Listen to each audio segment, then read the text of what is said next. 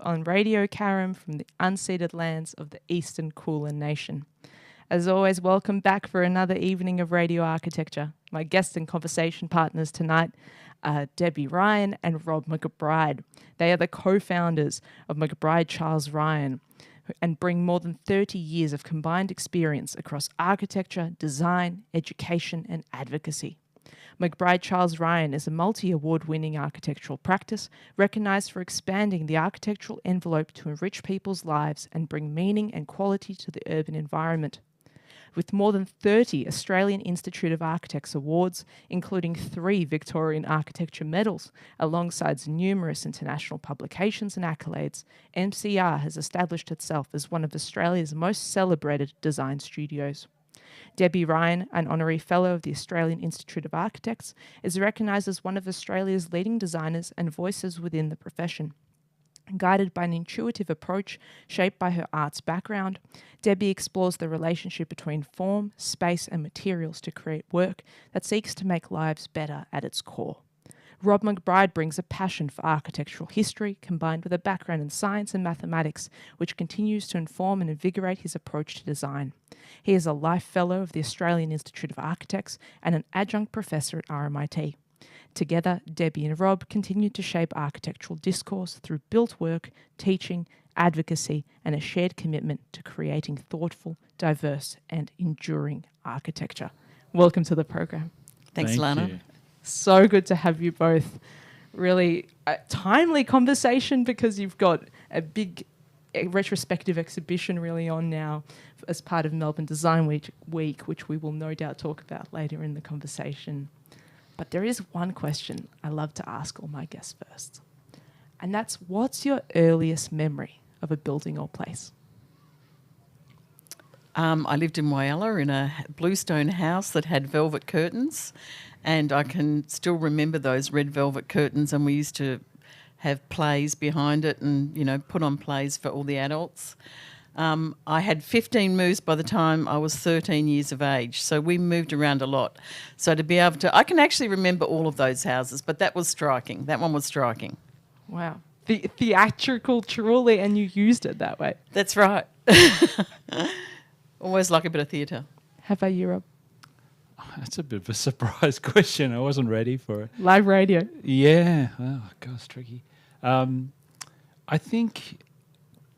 I don't know what my earliest was, but probably my most profound would have been when I was about 9 years old, we went to live in London. And because we used to live in the suburbs, and we went straight from the suburbs, a brand new suburban green brick home, to a sort of leafy, posh suburb in London, that experience, and the house that we lived in was sort of ancient house, with like a classical pitched roof and very old and musty, and I think that was probably the most memorable because it was the most profound change from where I'd been and where I'd grown up. Did you know what a city was by that age? Did you have a sense of the metropolis? Not really, not so much, because, we hardly ever went into the city. I remember we went in probably about a couple of weeks before we left. My grandfather came down and he said, we're going to go to the city and have a look, and we did the whole Myers thing, and he bought me there was banjos, I think they were like $1 in a disposable bin in Myers, and he bought me a banjo, which that's why I remember it so well. But we rarely went to the city. The city was a foreign place to us, so London was even more extreme going there, yeah, but very memorable. And was it your parents' work that shifted you around? Yeah, my father he worked for Coles, and then we moved around with Coles. They owned houses. He was like almost a project manager. He'd get stores up and operational, and then we'd move on. So that's why I had so many moves before I was, 15 years of age. And we would go to all sorts of places. But I have incredible memories of the differences. Like, we did go to Adelaide, and I went to an experimental school in Burnside, and we did tie-dyeing, and we sat down on, grass mats, and we, like a Steiner type curriculum. It was very alternative. No walls, open plan, way before everyone was doing open plan. So I got to experience a lot of spaces. Is that what set you on the path to fine art? I'd always been interested in art, and my little thing that I did when I was young was I would collect crepe paper. With my pocket money, I would collect crepe paper or buy crepe paper, and I'd put it in jars of water. So I'd have all different shades of a colour and lots of different colours. And I think it's a very strange thing that I did now when I look back. But my mother was a dressmaker, and she always had fabrics and things around too. So I was always surrounded by pattern and colour, and always loved colour. Did you have a creative influence around, Rob? Not so much a creative influence. I think my my dad was an engineer, so we went to England because he worked for PMG at the time, and they were sent over by the Australian government. But he was an engineer, and he was determined that I would be. He decided I'd be a civil engineer for some reason, so he would buy me books, picture books about civil engineering, and it was only when I sort of look back, thinking about that, those picture books also had a lot of architecture in, which I was kind of attracted to. But that wasn't foremost in my mind, but it was part of my experience, as a young person. Was there then more of a technical driver for quite a long time before you found your own creativity? I think a technical drive, because our whole family was a science-based type family, so everybody did science subjects. You're the first architect? I'm the first architect, yeah, but we would generally go and do science courses. So my sister did a science course at Monash, and I went on to do a science course at Monash, and studied math. I was okay at maths, so I thought, this will be good to do. But when I went to Monash, I found out the maths was a hell of a lot harder than it was I was good at kind of Euclidean maths, simple sort of maths, but it got more and more abstract, and I found that quite difficult to do, to think about. So that's why I'd come to my lectures in art. And you were in the fine art faculty. That's right, and I had Patrick McCackey as my lecturer, and I had Memory Holloway as my tutor. Memory wrote for The Age at the time on arts, and Patrick McCackey went on to run the National Gallery. And he was just so fabulous. Memory was too, but he was so theatrical. His arms would be going everywhere. He'd be talking about Baroque architecture and this, that and the other thing. And I just said to Rob, you could have come to my lectures. They're so good. And Rob did start coming to my lectures. Yeah, well, there's a whole bunch of us that came along. So a whole bunch of friends abandoned the physics lectures and, went to the art lectures. And they were inspiring. They were very inspiring. Can I ask how you met? Oh. Well, we've known each other since we're about 17. I knew Deb before she knew me, because she was a friend of a friend. So we knew since primary school, since secondary school. But when we're both at Monash is probably when we got to know each other well. Rob broke his leg, and I picked him up from home to take him to uni. So there you go. In my little Volkswagen. Deb would cart me around with my legs sticking out the window. Is Deb your biggest creative influence, Rob? Well, probably. She pushed me in a direction, or assisted me to find a direction that, and because I was a little bit lost at the science course. I was doing it and chugging along, but I couldn't quite. It didn't gel with me. I found there were people that were far more accomplished at being able to do that type of thing, and so I was drifting a bit, even though I was doing the course, and I did it for 2 years. But helped to discover a path, a passion. And you had a sense of possibility in art or a creative profession. You were confident that there would be your future there, and you felt supported in that direction. Well, to be honest, I was doing that arts course, and I just thought, what am I going to do with it? Am I going to be an art curator? How many jobs are there? Not many, probably.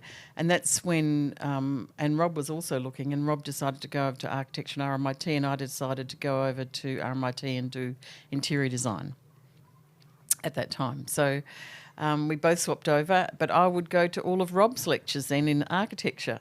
So we reversed our modes, didn't we? Yeah, we did. We did a little bit. Of the crowdsourced education almost. Yeah, that's right. Well those days you could. Yeah.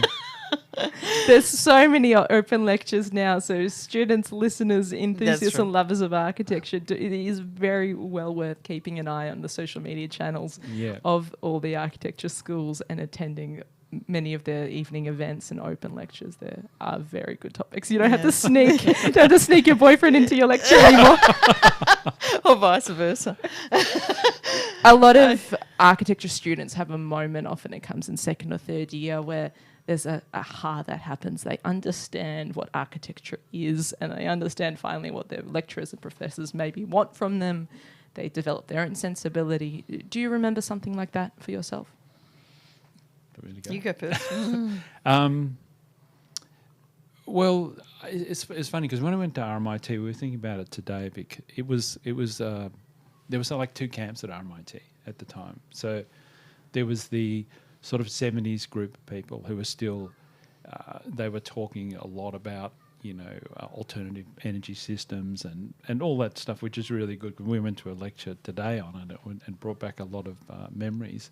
So there was that group, and we didn't really sort of think about training professional architects. And then there was a sort of group that Peter Corrigan led, which was more about sort of history of architecture and why style is important, why it's culturally important and that type of thing. And so both those influences were there. But the first week, the O week, we happened to find ourselves hanging around for way too long, and we ended up just down the road in Swanson Street drinking with the staff members. So there's a group of students, but really O week, so we were barely students. And Peter Corrigan was there, and he was in absolute full flight, and and it was extraordinary, because it was like theatre, And it was theatre. That's why I would definitely go to those lectures, or even the crit sessions, which were pretty dramatic. He would absolutely cut people down, and but it was like things you wouldn't get away with now. No, not anymore. Don't worry, students. The culture has changed. It was another version of Patrick McCaughey.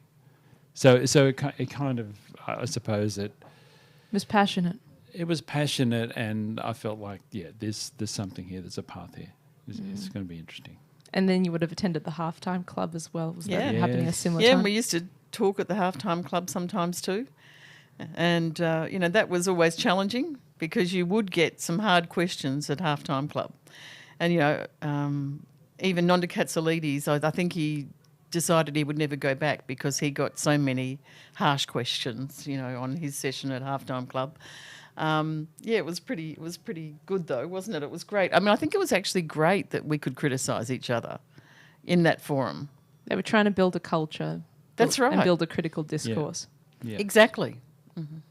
Could have been a bit nicer about it, maybe. They could have been a bit nicer about it for sure. And then, might have lasted longer. Yeah, for sure. When did you know that you would start your own practice?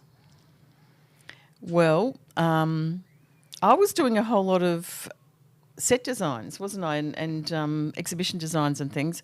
And we had the Charles in our practice was working for another architectural firm, and you were working at that time. Was that Ashton Reagan McDougall then? Ian McDougall. Ian McDougall, yeah. And I had so much work, and I just was getting offered work all the time, and I just said we should do it on our own.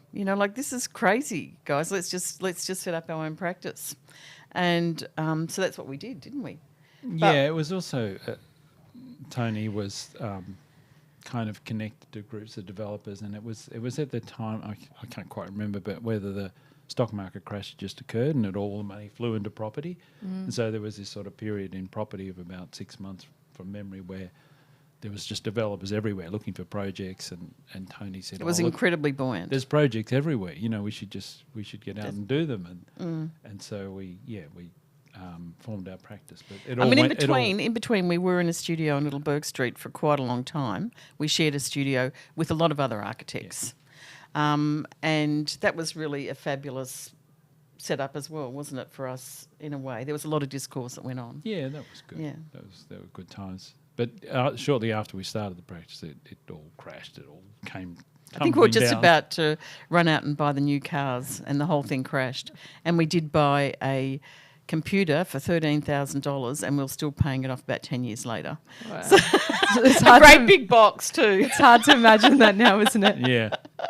Yeah, absolutely. Would you say at the very beginning, or even when you eventually overcame those years, you were lucky in starting the practice? Where was the timing right? Was the circumstances, or was it all really hard work? Yeah, it was hard for a long time. Well, it wasn't hard right at the start because we did have lots of work. But I remember Ian McDougall saying, the best time to go out into practice is when it's really tough. And we got it, because, I think not long after we went into practice, we were looking at each other saying how we're going to pay the rent. It was so tough. Well, talking about the half-time club, I remember, because at the end of every year, you'd have to show, they had this thing where you showed your year's work sort of thing, or, what you've been working on for a year. And I couldn't think of a single thing to show, and I think I brought along our logo because we've been redoing the logo because there was nothing else, We had Alex, so we were bringing up a young child, spent a lot of time on We that. did have a job. We had that. But there's no outcome. Oh no, we were was working on it. We weren't. Yeah, it was working drawings. It So wasn't. yeah, it was sort of lean times early on.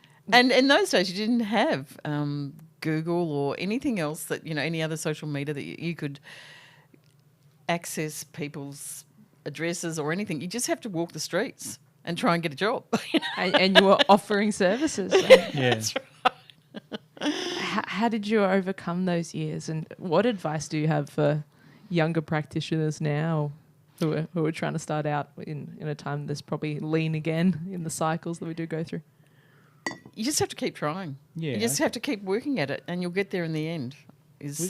We plugged away. We got some small school projects, tiny. But I think the main thing was we decided to build our own house. So we decided to get a project together. So we gathered a bunch of friends. Well, the first one was actually 3 houses. And we built 3 houses, one for my brother, one for his friend, and they were cashed up, and the fees helped us. So that all worked out. We got a little project, and the fees helped us get going. I think we had to stretch the truth for the bank, but we got there, and I think you could stretch the truth in those days. That's right. You can't now. Yeah, It's all tick box now, but in those days you could because you spoke to a manager. And were there like a unit complex, a freestanding? They were in Legon Street, Port Melbourne, The row and there were houses. 3 townhouses. Row yeah. houses, yeah. Very often I hear the story of architects basically having to be developers for that first project to kick them off. Yeah. Well, pretty the other much. thing was, it was great for a lot of people because we did a sinusoidal sort of facade. Front to the building, I should say, it was zinc shingles. And it ended up being on the calendar of the person who manufactured them, and he got Federation Square out of that calendar. Wow. So I just think, you just got to keep doing stuff in Australia because it sort of leads to other things for all sorts of people. It's that butterfly effect. Yeah, that's right. I think one of our other breakthroughs, so we did get some small educational buildings, and then we got none because dried up or whatever. And then for some reason, I can't remember, we got rung up out of the blue for a project. And as it turned out, someone who knew someone was on the school board or whatever. And then they gave us the criteria that we had to present to, and there was 6 criteria, but there were no criteria about design, quality of design. So it was all, about how much work you've done and all this sort of thing, but nothing about what would make a good design. So we went into the interview and we made up a 7th criteria. So we went through all the 6 criteria and we went to the 7th criteria, and they're like, there's no 7th criteria. And we're like, There no, needs to be. There Yeah, should there needs to be. Yeah, so we made up a 7th criteria, and they were quite taken by that actually, and we won. That was Templestowe Park. Park Primary School. Is a little bit later on, but I think that was probably more of our breakthrough into something other than, a house project or an extension or something. Yeah, so if you like step that. back a little bit, after the 3 townhouses, then a bunch of our friends said, we want to do something with you. And before we knew it, we had a 10-house project.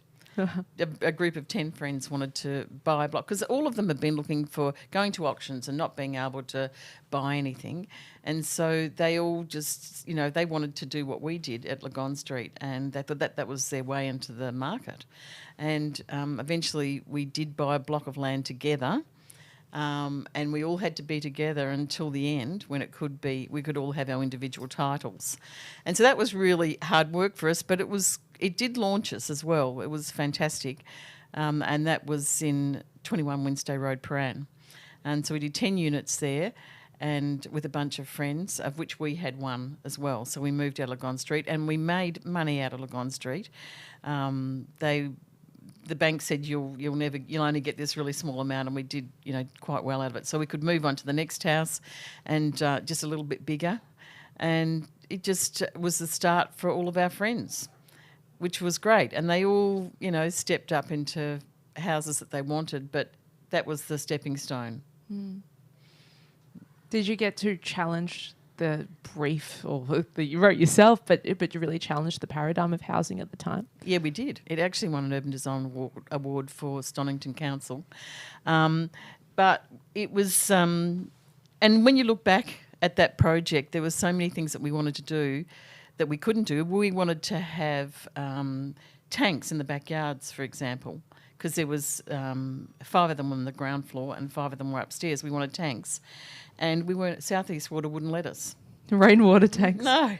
And you just think now how common it is now. But then we weren't allowed to do it. And you just think that was year 2000, It's incredible when you think how things have moved. But we did get a great model. We developed a brief. We said, look, we all have to be together to a certain extent because we won't get the economies, for all of us to step into a house. So we said we have to agree on some things, which we did. And then we did a Dutch auction for other things. And they also we had our base model, and they could have up or down from that. So they could spend a little bit more money and get more things in the house than the base model, or they could have a little bit less, like one less bathroom or something, because the base model, I think, had 2 bathrooms. What's a Dutch auction? A Dutch auction is where everyone just does a silent bid and they, on a piece of paper, hand it in, and then we undo it because we all bid for our position. That was, and all the money of the money that people committed for their position went into the landscape, which we did communally. That is for the house number or which unit they would take? Yes, that's right. Yeah, that's right. So whether you want to be number 1, 2, 3, 4, 5, 6, 7, 8, 9 or 10, the front one or the back one or the in-between one, you could just put in a silent bid more or less, and we, opened them all, and if there were any clashes, we had negotiations. And then all of that money went into the landscape. But we did the landscape together as well. There was lots of wheelbarrows and, barbecues at the end of the day and all that sort of thing. So it was fantastic from a community point of view as well. May I ask, how old were you at this time when these projects were happening? It's almost hard to imagine that young people would be pulling this off now. Yeah, I think so. We would have been, when we went to Legon Street, the 3 houses, we would have been early 30s, like 33, 34. And I think we would have been late 30s when we did the 10 houses, because I had my 40th birthday there. I remember that. Yeah, I mean, one of the things about that was we had 10 people and we had a certain length of site, and if we divided it up like a normal townhouses, like next to each other, they would be too skinny and narrow, and not have good light, not good north line. So we worked out a sort of a jigsaw puzzle almost, so that we could get. They interlocked. Yeah, so they interlocked. It's hard to describe on radio, but it was a way that they could interlock. A bit more like a Tetris piece. Yeah, yes. That's right, like a puzzle, and people could get, wider north frontages or wider. Some had backyards and some had like a north-facing deck on top, and so they all had a better amenity. Yeah, they had good amenity, and they're still good. They're still, for an apartment, they're still really good. I think. I think that was the main. That was probably the main innovation. But I tell you, it was pretty onerous because we had to get a planning permit. All these people had committed, And we'd bought the block of land together, so we had to get the planning permit. Had to There get was a that lot of pressure. And I mean, it's funny how those things end up being important. I mean, they're obviously important because the places to live, and one of the houses. So we ended up sort of doing or buying another one. So we kept one for our own house, and we ended up buying another one, and we made that the office, and that was incredibly good for us because we could basically we could run the family and run the office, at the same time. But we had two. You get in your suit and go next door. Yeah. And you could demonstrate Yeah, you could demonstrate. That's right. The innovation That's right there. Yeah. But Deb was telling a funny story the other day about because you'd end up having to have meetings and babysit at the same time, depending on who was doing what. And one occasion where we had this important meeting we couldn't cancel, and Manning was in the courtyard, and we didn't know what to do with him, so we said, "Here, just stay here and just play with the ball." And he bounced. It was a basketball. It was so loud. Bounced the basketball the whole time. And the clients, at first, is just rolling their eyes, saying, "What is going on here?" And eventually, they just started laughing because it was too hilarious. And I couldn't stop Mano. I said to Mano, "Can you quieten down a bit?" And he's like, "Oh, we're what do you want meant me to to play." But so we had things like that. It was interesting. It was interesting, but we got through it. Yeah, we got through it. But I think the other thing about that, just thinking back, is sort of a bit of a catalyst to giving another big break. Again, it's another architect put us forward for a project, and this is for QV2 project when Daniel Grollo was developing that whole block that used to be the hospital in town. And they put us forward and said, these guys would be good for the little building on the corner opposite the State Library. We had to nominate our project. That's we right. wanted. Yeah, sorry, I'm misremembering. Anyway, we went for the smallest building on the site because we thought there's no way in the world that we were going to get the other bigger ones against all the big firms that were going for the project. That's right. Anyway, eventually we got shortlisted, and Daniel decided to come over with his project, not project manager, what do you call it? His actual builder. And they went through the place, and he was kind of impressed, and he asked what the square metre rate, and he found that incredibly impressive square metre rate, and told his builder that he needed to build, the QV for the same amount, and he agreed that he would build it for the same amount to Daniel, and that was an important part of us getting that project. The proof is in the pudding. Yeah. But there goes strategy, I suppose. Us choosing the smaller site was the right strategy. We chose the one that's directly opposite the State Library, and it's a curvaceous building now, QV2. But we were right in our judgment. We were lucky we got it all the same, because it was still a big leap for us. Yeah, and I think he was also impressed by the housing type, that it was a bit different and the way we could knit the puzzle together and things like that. He recognised the design thinking and the good design. I want to ask, what does good design mean to you? Oh, I think that good design needs to be well composed. I think composition is something that we don't talk about enough.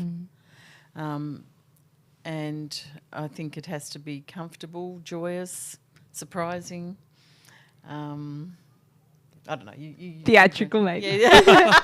What about you, Rob? What does good design mean to you? Well, I think just plain good design, good enough, I think is a building that you just enjoy being in. And that'll include all the pragmatics.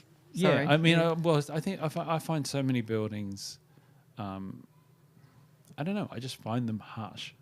Yeah. They feel like you're going to hurt yourself, you're going to run into the corner or something like that. They just seem like harsh buildings. So that's just good design, but great design are probably more, I think, the things that Deb are talking about, that it has to be kind of inspiring, unexpected. There's lots of...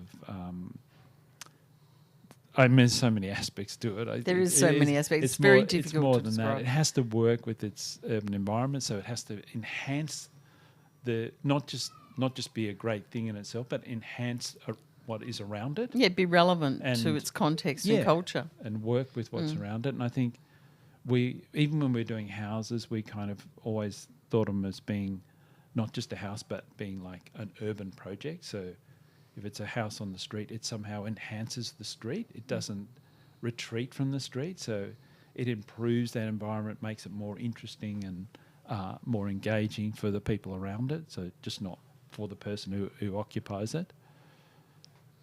I love that. I love all the variation and diversity, both of your responses, but also how aligned they are towards the delight, really, if we're thinking about the three cores of architecture. That's right. I think, like people talk about sustainability and all those sorts of things, and we've always just taken those as a given. Bare minimum, yeah. That's right. I mean, they're just a given, but I think you can always add more, What's your best strategy? How have you been able to advocate for that delight, that wonder, that surprise, that the unexpected, especially when you're creating something new or finding a newness in your form or wanting to use a new material when we are so risk averse, not just as a profession, but I think those who procure architecture and our clients in general. What's been your best strategy in getting the amazing work of MCR built? Because it's really, really incredible architecture. We never say no to very rarely we say no to a project. We take even simple things and we try and make the best of them. We try and make them into something as extraordinary as it can be. And I think we're lucky now because people come to us for that. But it's certainly, we've had to earn it along the way. But by doing your own project, like we did in Lagon Street and then in Wednesday Road, they were different type of projects. And then Daniel Grollo sees that. And then we do QV2 and that's curvy. And it's very different in its planning of an apartment. We didn't have any corridors and the rooms open up to each other and all that sort of thing. So you can actually get more space in an apartment. And also it was very different even in its appearance. If you look at it from the State Library, it looks like a jewellery box because all of the different colours. And that, people get to see that, they get to know you and eventually they come to you for it. It's we had lots of arguments with the real estate agents on QV2 because they thought it all should be beige. But we just said, look, try the colours are going to sell. They're all going to sell. Don't worry about it. They all sold within 24 hours. And there was 4 colour schemes with, 8 different plans on each level? Yeah. Yeah, so it was, we proved them wrong. Yes. Yeah. But I think also, first of all, we go through a lot of iterations in the office. So we keep working until there's something that engages us. So we don't go to a client with, not normally, unless we're under pressure, but we normally go with them with an idea that we're happy to pursue, that's engaged us in the first place. And That's right. So we've already done our self. Yeah. And I think the other thing is that we try and get them involved in the story. So, and we just talking about an exhibition that we've got on at the moment of some of our work, and that's all for one school, Penley and Essendon Grammar, on 2 campuses. And the whole time, from the very first project, we tried to get them involved in the idea of, the students being inspired by learning and tried to build that into the actual architecture. And so I feel like they get more of a vested interest in it. It becomes more, it's not just an aesthetic thing.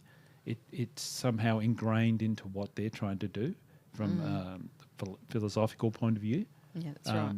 And we never claim to be the educators. We're the people who can put how they want to educate into a spatial. You build the ideas. You turn an idea into a building. That's right. That's what architecture is. That's right. Well, the first building that we did, which it was a competition, so they came to us and said, we've selected 6 architects to do this competition, but we've got 10 years of work, once you've done this one. And it was for the senior school out there, and we came up with the concept that it was the shape of an infinity symbol.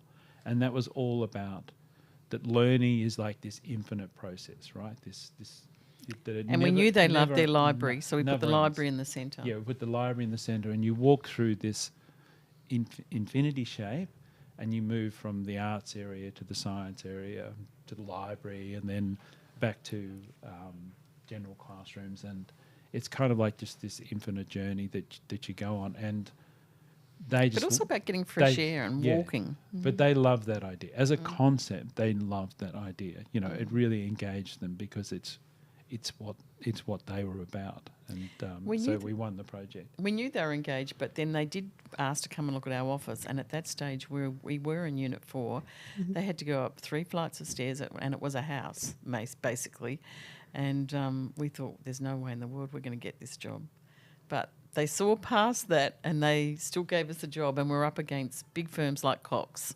So So the power of the idea was they were willing to look past everything else that might otherwise be a negative when you're employing a professional, and they look past that all and engage with the idea. And we've done now 7 projects with them, and they're a fantastic client. Yeah, their kind of philosophy and the projects are they've merged over the years. So they have got this relationship between them, and they talk a lot about, curiosity and how these buildings are meant to provoke curiosity in students. And so it's great. Yeah, it's been so we did an exhibition of it because it's been such a wonderful experience with that group of people. And it's currently in the Melbourne Design Week program, so listeners absolutely have a look online, see all the amazing events happening across town. Yes. Get down, and Especially this weekend. Especially this weekend. How can they see your exhibition? They can go to just 2 drop by. Carlton Street, Paran. Yeah, 2 Carlton Street. It's open all day. I don't think it's open Saturday. No, Manning's opened it up. Okay, it's open So it is Saturday open as well. Saturday. So yeah, just drop in and have a look and have a talk about architecture. But there's lots of ideas in all of those PEGS projects. There's one building which the children have nicknamed Hogwarts because it is a black facade and it's like an oversized Federation House. And It's just a silhouette of a house. it's a silhouette of a house. That's why it's black. Yeah. I mean, there's a funny story with that because, this sort of goes to what kind of client they are. So we did the Infinity building, so we got that underway as a project and we're designing it. And they said we need to do this other building quickly on the other campus because there's some government funding. It was in 2008 when everything went GFC, and schools were given $3 million, I think, to do a project. It had to be done quickly. Had to have a site shed on the site within 6 weeks. Yeah, Wow. so we came up with this idea of this flat, almost like a child's drawing of a facade of a Federation house, and that is just extruded, if that's you can use that word, extruded along the site. So it was a very different concept to an infinity symbol, which is the, very fluid type building, and they were quite shocked by it actually. I think we just got it over the line. Yeah, and we really liked the idea. Right, it's completely different to the other idea, but in a way, it sort of talks about similar things, and I remember over advocating at one point, saying, because there was some reluctance, particularly from the principal at the time. His name was Tony Larkin, and I said, "Look, Tony, I think this is actually one of the best buildings we've ever designed." And he laughed and said, "Have you ever thought about another profession?" Rude. Yeah. Actually, we both considered many. Yeah, that's right. I remember that project when it was first published Yeah. because I was madly collecting every magazine on architecture that I could. I was still a high school student with my sights desperately set on RMIT. And I just remember seeing that one in print, being like, oh my goodness, wow. Well, that what was a project. Well, Yeah. you would normally never get away with that building because councils probably wouldn't let you have a building with no windows to the street. But because that went straight up to the government, we did get that building. So that was, sometimes I think it's, you've just got to use what you can. Seize those opportunities. Yeah, that's Yeah, right. that's Seize right. the opportunities. And the children, all of the boys love it. Yeah, they love it. And they talk about it as Hogwarts as well. There's an architectural concept that we've not raised with the listeners on radio architecture, but the idea that when a building looks like what it is, it's called a duck. Yes. Would you say that PEGS buildings are ducks? Is it a duck? No, PEGS generally or just that building? Or the various PEGS projects. And when I ask that don't- question, I'm thinking about your music school especially. That it looks like music, the sound. Duck as in yes. So Yes, I know. there's Rob Venturi. Yeah. Yeah. So, yeah, is it a duck? I feel like we do ducks, which are, buildings that, I'll do a building that's shaped like a duck, and the opposite, which is the billboard, so an ordinary building with a big front on it. I feel like we do both.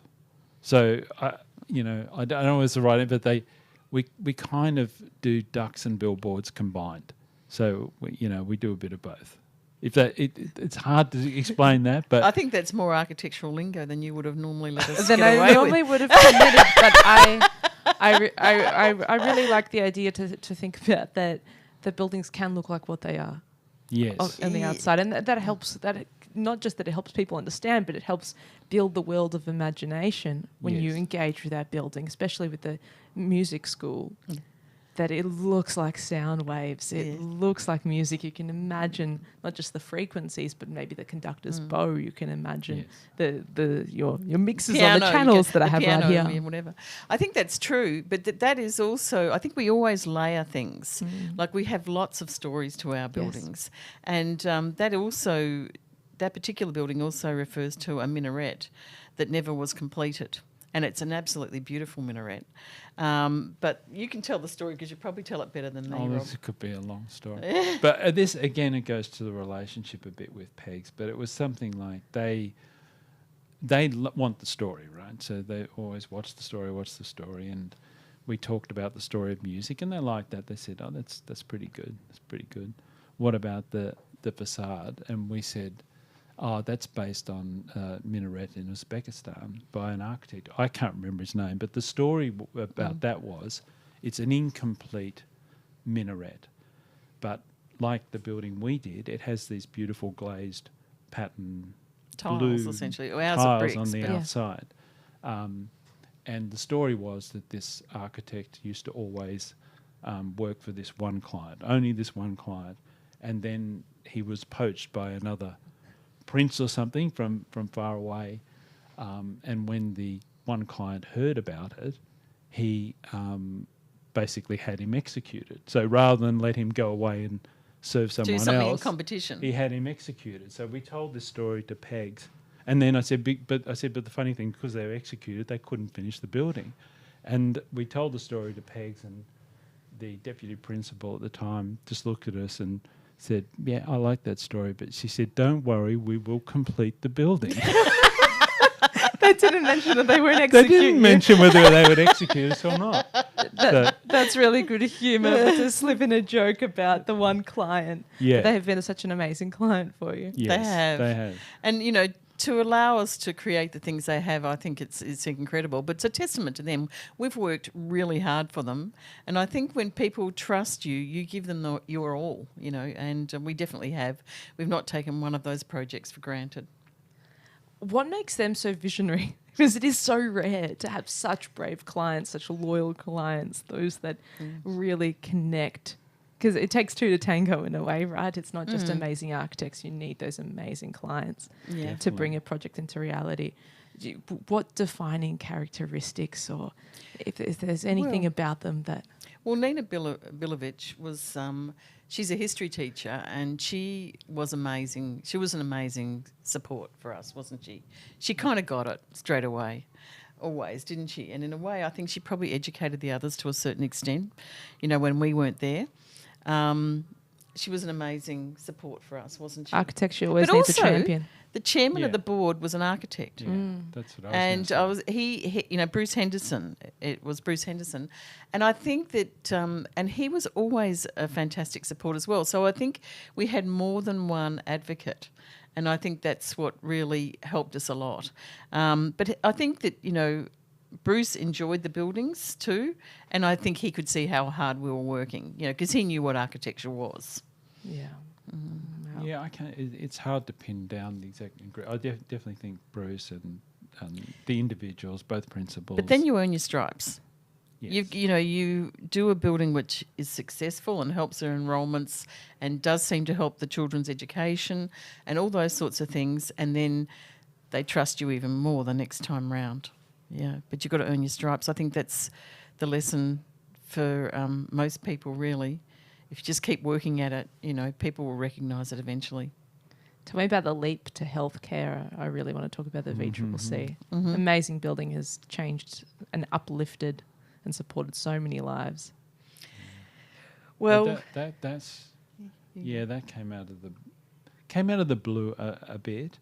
There was an individual, Marcus Lyon, yeah, and he came to us.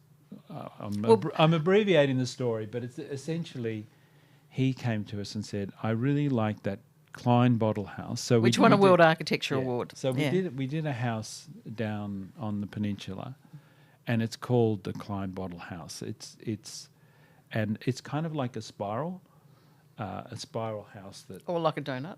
Yeah, it's a bit hard to describe because Klein Bottle is actually a mathematical term, but if you look it up, you'll see what I mean. But it's a house that's a little bit like a spiral, a little bit more complicated. We'll share an image on our Instagram for the listeners. Good. Don't worry. That one's a hard one. Anyway, he said, "I really like that house. Are you guys interested in coming on our bid for the Victorian Comprehensive Cancer Centre?" And we're a bit like, "Gee, that's a big leap." You can't imagine in the current procurement environment to go from house or even a school project to full-blown PPP hospital. But what happened was we had an incredible state government architect, Geoffrey London, and he had told all of the bids that design was going to be very important on their bid, that they weren't going to win if they didn't have a good design. So he'd proclaimed it. And so every team, I think the teams knew, well, Plenary certainly knew they had to get a design architect. They already had 2 architects on board, and that was Silver Thomas Hamley. So Plenary for health planning and interior design. Design Inc. So We're doing the laboratories. Like the developers, right? Yeah, but Plenary were the developers. But, Marcus said we need a designer. So we were the designer. I suppose we'd won the World Architecture Award for the Klein Bottle House. And so he saw us as designers. But they were, so we had to design that. So the way they do those big projects, you're bidding for the project with a design, but you have to get locked into an office for 6 months with everybody. So everyone's in there, engineers, all the health planning architects, all the research planning architects, and us and our motley crew are there as well. But they put us in the corner, and then they lined up all the builders in front of us so they could keep an eye on us the whole time because they were too worried about us costing them money and The cats were watching. mucking around and not doing the job and not delivering. And so we were just like under scrutiny the whole time for the 6 months. But this is after we won the bid. So we'd actually won the bid. This you're is talking about before. in the bid. Oh, yes, when we were in a plenary. Yeah, okay, the bid process. We were watched all the way through. Yeah, we were watched all the way through. But so it was a crazy experience because it was kind of collaborative in a strange sort of way. It was collaborative in the way that you have to fight for your territory. So the person doing the health planning had to make sure they did the best health planning. The person doing the research had to make sure they did the best research. And we had to somehow make sure it was the best design possible. And they're all pulling in different directions. So it was like you really had to get up and advocate your position and fight for your ground because otherwise it would just get taken away because no one else was interested in it. But Geoffrey was supportive, because at all of those meetings, he was always pushing for He was design. always telling the importance of design, So, it was quite an experience, actually. 6 years. We had a lot of reminiscing about that last night because a lot of the ex-employees that came back for the exhibition the core of them were the VCCC team, and they, it was a life-changing experience for them as well. Because ours went on forever. So we went from the bid and we were the last people pretty much to leave the office because the facade is the last thing that's done, right? So we had to travel the whole 6 or 7 year journey or whatever it was all the way through. But it was incredibly difficult. And I used to say to all the guys in our office, just put your hard hats on and your shields up and we're going into battle for the public. That's how because we were being when Plenary were first doing the bid, they actually took us on a trip to America and Canada to look at hospitals. And we just went over them. We thought, these are not that good. We can do much better than this. And when we came back, we just thought, no, we just want to give the public the best thing we can possibly give them. And so, yeah, we said, just get your hard hats and your shields up, and we're going to go into battle for the public. And that's why you got picked because they knew that you would fight for that design. Yeah, well, we certainly did fight for that design, didn't we, all the way through, really? Yeah, well, definitely. We, I mean, it's just they're just massive projects, with different agendas running everywhere, and they're so big and complex, and there's so much pressure on getting them delivered that the things that we care about seem irrelevant to almost everybody else in the room. So, and also you often tell the story about the builders coming up to us at the start of the project when we won the bid, and it was a bit like, "Are you sure you guys want to do this? Because you do realise if we're one day over, it costs us $1 million a day, and so we could be sued for that amount. If you're the one that delays us, that's what you'll be costing us." So that was a scary experience. But How did you find your bravery? Well, we ended up finishing the documentation of the building about a year ahead of when it was due, because we were so petrified about getting it done. But we still had to hang around because of the construction. And Sounds like you were well inoculated at the halftime club then. That's right. Well, that's why sometimes it's good to be criticised, because it toughens you up. Prepares you for the hard battles. I know we're not supposed to have favourites, but do you have a project that you've worked on so far that still stays with you, that you feel has changed your life as well as the client or the community that it's for?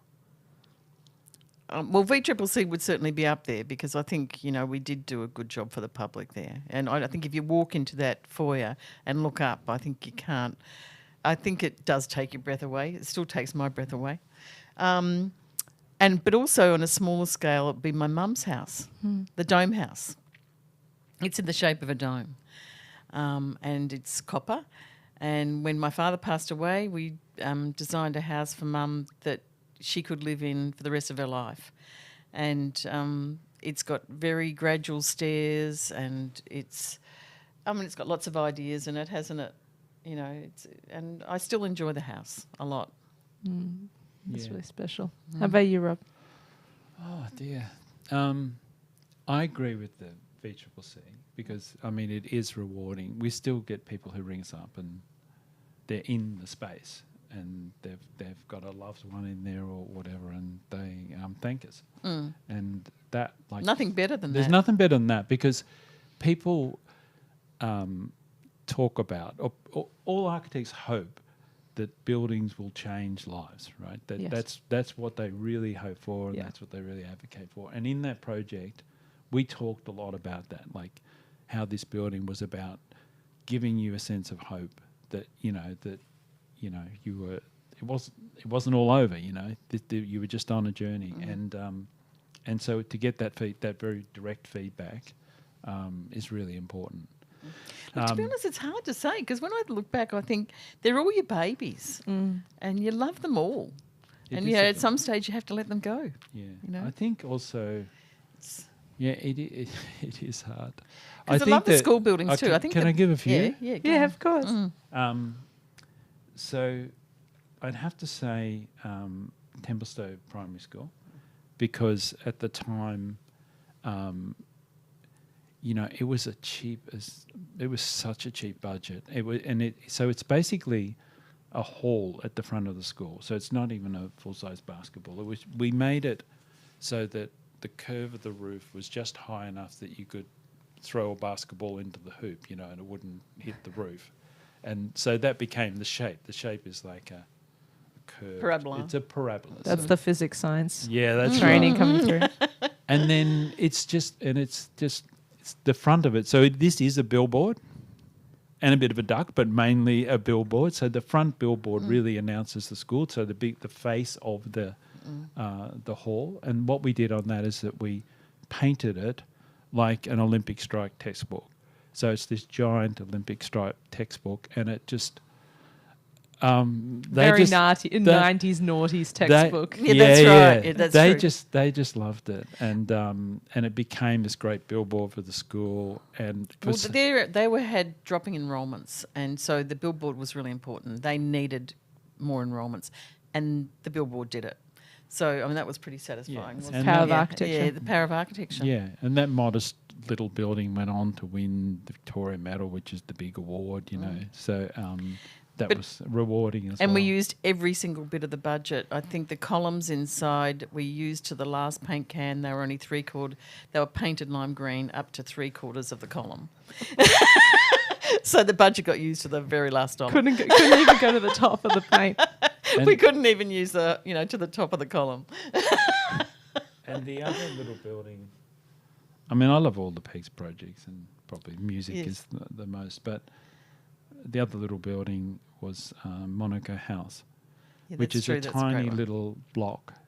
If people know the Melbourne Club in town, so the Melbourne Club, a posh club that has a big courtyard. So just at the back of that, there was a tiny little block, and a client came to us who is the consulate of Monaco and said he wanted to build a tiny little consulate, right? So for the tiniest country in the that's world, right, yeah. that's right. And so we built this strange but I think Folded quite beautiful building. beautiful building down there, and even we built at the bottom of it. Tiny little grass. Yeah, we lifted up the building and made this little stainless steel seat, and underneath the building we put a little grass patch as the little consulate lawn. And an artist came by and put a little sign, "Keep off the grass." Keep off the yeah. So I think that was a favourite because it's so small. It's got to be one of the smallest buildings in town, but I think it's quite powerful still. It's next door to the Lyceum Club, right? It That's is, right. yeah. That's correct. Yeah. Yeah. Mm. By Kirsten Thompson Project. So Yeah. you've Yeah, got that's- an amazing conversation of Australian architecture in that street. That's right. I want to ask, how would you define Australian architecture, and is there an Australian architecture? I think there is. There's a freedom, like there is in Australia. Particularly with holiday houses, I'd have to say. But I think even in Melbourne, culturally, we have in the past been very adventurous, and there has been a lot of freedom, displayed. With a lot of our public buildings, especially that Ashton Raggett McDougall have done, and lots of other people actually, even our Arts Centre. There's lots of great buildings that are pretty out there, and I think we're brave. And I know that Glenmurcutt is the one that people would normally cite, but I don't necessarily. I suppose coming from Melbourne, I wouldn't necessarily cite that. Yeah, I just think there's many Australian architects. I think what is quite good is that there are people that are standing up and saying, this is an Australian. So like Glenmurcutt, this is an Australian architecture, or people who love his work saying this is Australian architecture, or people saying Peter Corrigan's work is the Australian architecture, because there's many Australias, right? There's the sort of bush myth, and then there's the urban. There's the urban, there's the suburban, and so I like the idea that there are, a bit like what they're saying, like there's many types of Australian architecture, and they reflect different parts of our culture or different things that we value. There's not just one type. Yeah. And I do think that battle between, what is the Australian architecture, I think is a good battle to have. And I think if we ever agree on it, it's probably a bad thing. Yeah. know? Well, that's one thing. I just recently did a talk, and then someone came in and said, "What was your main point in that talk?" And I thought afterwards, I didn't give her the right answer, but I thought it's actually, I love diversity. I think diversity in architecture is a great thing for our country. It makes us much more interesting, and so I like the fact that there's different voices. And therefore different design outcomes. That's We right, don't yeah. want a homogenous, identical That's looking, right. boring street. We're not battery hens. We're not battery heads. But I think we also like, we talk a lot about, in the office we have lots of conversations about what looks good and what looks bad and what colour's right and what brick's right and all that type of thing and what composition's good. So we think a lot about what things look like and what is, in our terms, beautiful. But I also think that buildings should be provocative. So I think they should challenge you a little bit so that you're surprised by it, delighted, as you mentioned before as well, but also surprised by it, a little bit shocked by it, a little bit taken aback, because it's about bringing new ideas into the world, new things into the world. And I think that attitude that we've got in the office comes a bit from that art background, because art is very much about bringing new things in the world, and we like that. It's about culture in too. Architecture. I feel that it comes completely full circle, not just your fine art training and the art studies, but also the emergence of postmodernism and Halftime Club and those early days of the very dynamic, as we should say, Melbourne scene. Yeah. That it all becomes a stream of an amazing practice, an amazing body of work that is only continuing. And we have so much not quite over. excitement to look forward to, but I am mindful of the time, so I will ask my last question. And that is, what gives you hope? What gives me hope? The projects that we get from people like Pegs, I suppose, gives me hope for architecture, because, like if you've got clients that can understand the value of what you do, you can't ask for much more than that. Yeah, I think, and we have other clients who are a bit like Pegs as well. Like we work on other schools, so we're working on some Catholic schools, and we're having really enjoyable relationships with them. But I think most of what gives me hope, and what I would probably profoundly miss if we stopped, is just working with young people. Young people who want to, change the world and want to inject ideas on the world and want to be passionate about it as well, professionals in their own way. Yeah, and just and still see the world full of possibilities. And I think that's what we see in the office, and that gives us a lot of hope. It energises us. I love that. Debbie Ryan and Rob McBride, thank you so much for joining me on the program. Thank you. Thank you. Thanks for joining me for another evening of Radio Architecture with Ilana Razbash. This live show was broadcast and recorded in the Radio Karim studio on Bunurong Country. You can replay this show wherever you get your podcasts. Thanks for tuning in and supporting community radio. Take care. G'day, this is Cash Savage, and you're listening to Radio Karim.